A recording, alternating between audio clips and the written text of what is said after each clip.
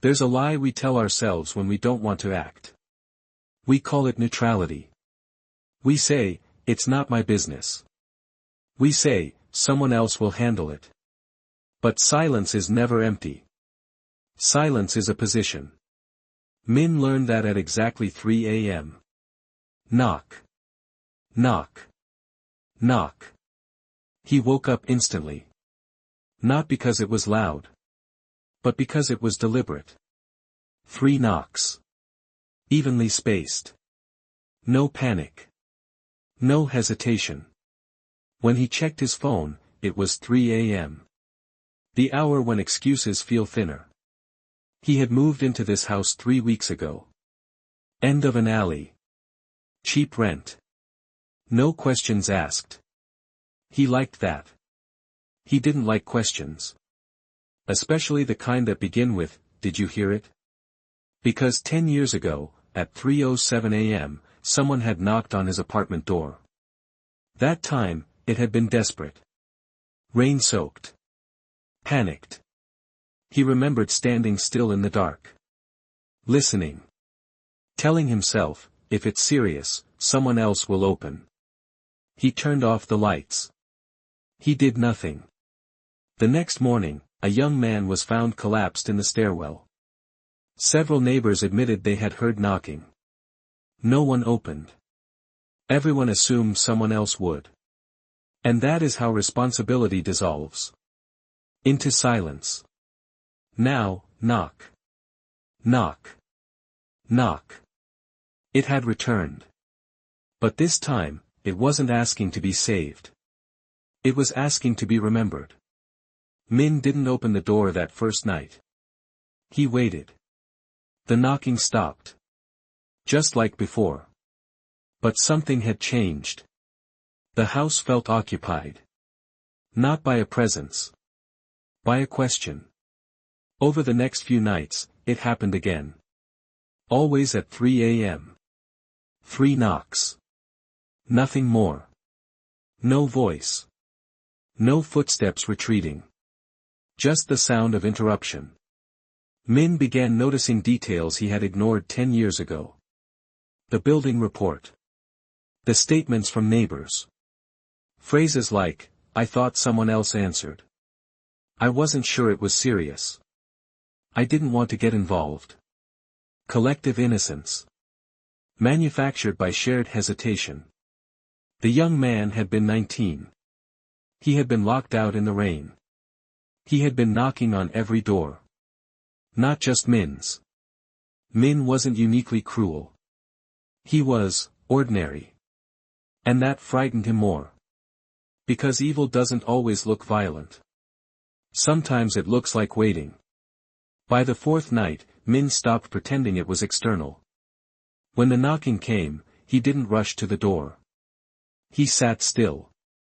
And listened carefully. It sounded closer.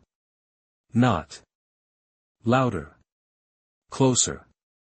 As if the door wasn't wood anymore. As if it was something thinner. A barrier made of memory. Knock. Knock. Knock. He realized something unsettling.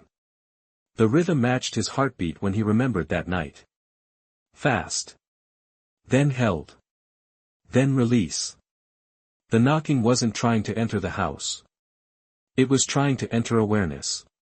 And awareness is harder to avoid than ghosts. One afternoon, an older woman who lived down the alley stopped him. "You hear it too, don't you?" she asked quietly. Minh froze. She told him this house had been empty for years. Previous tenants left quickly. They said the nights were unsettling. She didn't speak of spirits. She spoke of regret. People think ignoring something protects them, she said. But silence grows. Minh didn't ask how she knew. Some knowledge doesn't need explanation. It only needs recognition. That night, the knocking felt heavier. Minh didn't hide in the dark. He stood in the hallway. Waiting. Knock. Knock. Knock. He whispered into the silence, "I heard you." For the first time in 10 years, he admitted it aloud. He heard. He chose not to act. The air didn't change.